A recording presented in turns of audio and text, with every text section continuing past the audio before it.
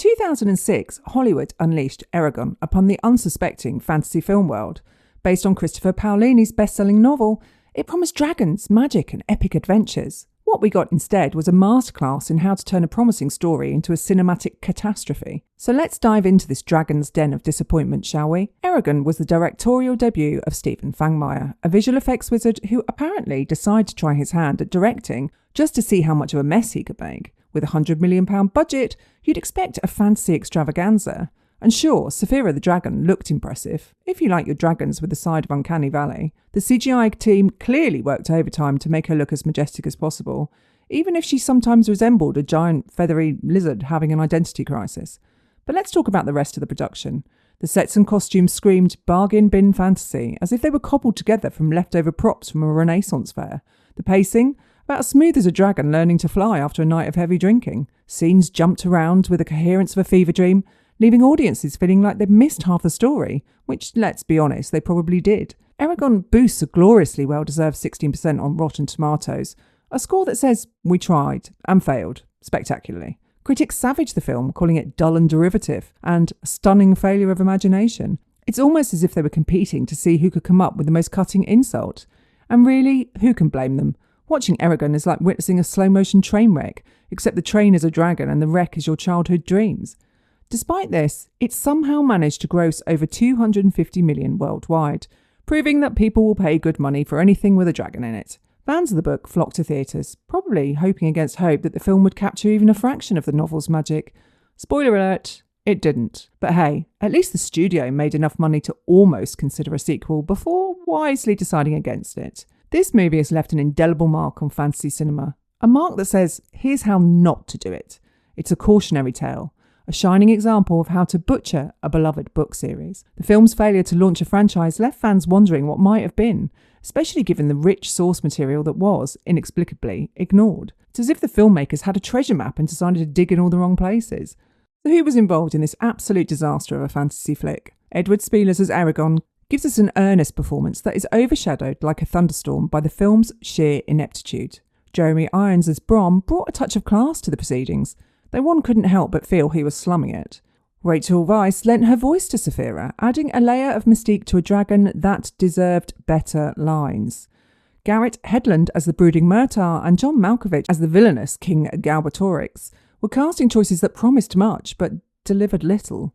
Malkovich in particular seemed to be channeling every over-the-top villain cliché in a book, but not the actual book, resulting in a performance that was more bewildering than menacing.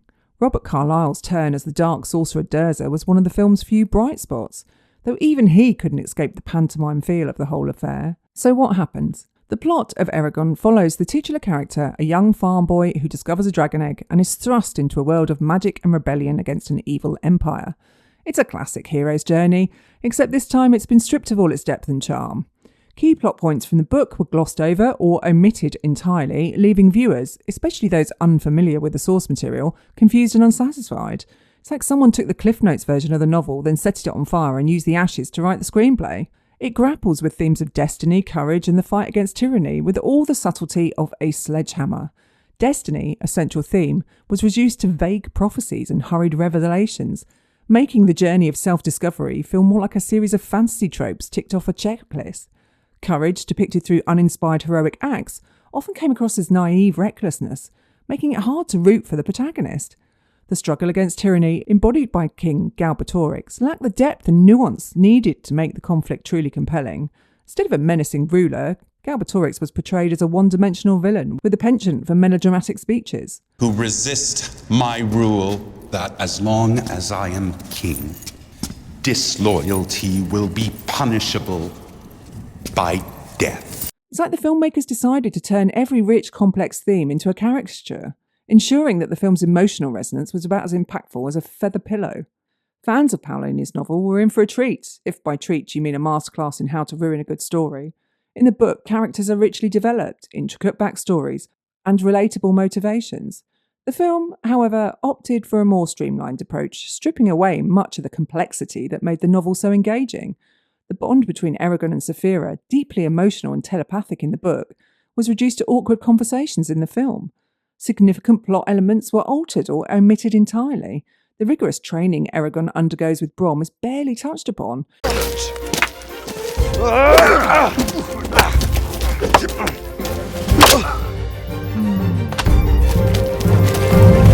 And the rich lore of Algacia is glossed over in favour of quick, clumsy exposition.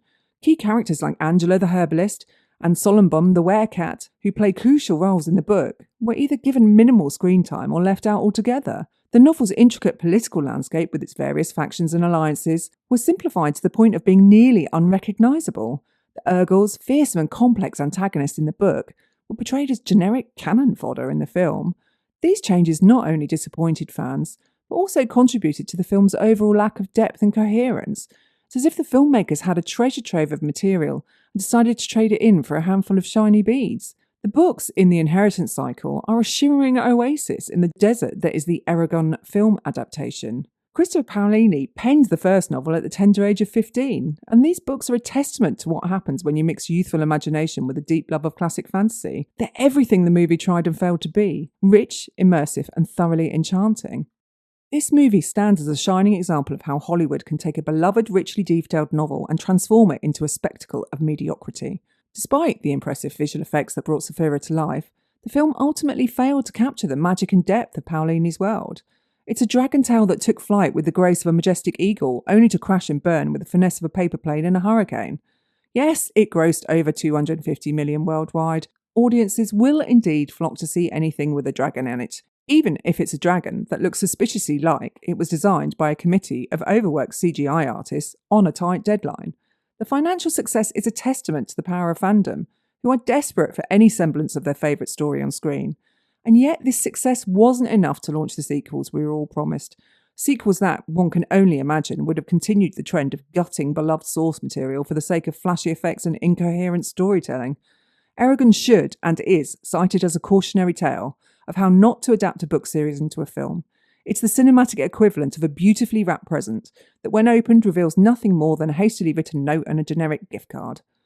The movie's failure to launch a franchise left fans wondering what might have been, especially given the rich source material that was left unexplored, like a treasure chest brimming with gold that someone decided to fill with sand instead. In the end, Eragon is best suffered through as a guilty pleasure, a nostalgic trip back to a time when we all believed that every best-selling fantasy book could become the next Lord of the Rings. Unfortunately, in this case, it didn't have Peter Jackson and a team of people devoted to the original work backing it. It's a film that reminds us to temper our expectations, to cherish the novels that ignite our imaginations, and to approach Hollywood adaptations with the same caution one might use when approaching a dragon, with a healthy dose of skepticism and a fire extinguisher on hand. So if you're in the mood for a fantasy film that promises so much but delivers little, Eragon is the dragon ride for you. Just don't expect it to get off the ground. Thanks for sticking around and driving into the dragon-sized disaster that is Eragon with me. If you enjoyed this stroll through cinematic chaos, don't forget to like, subscribe and hit that notification bell for more brutally honest reviews. Until next time, may your movie choices be better than this one. And it might just be time to go read the books.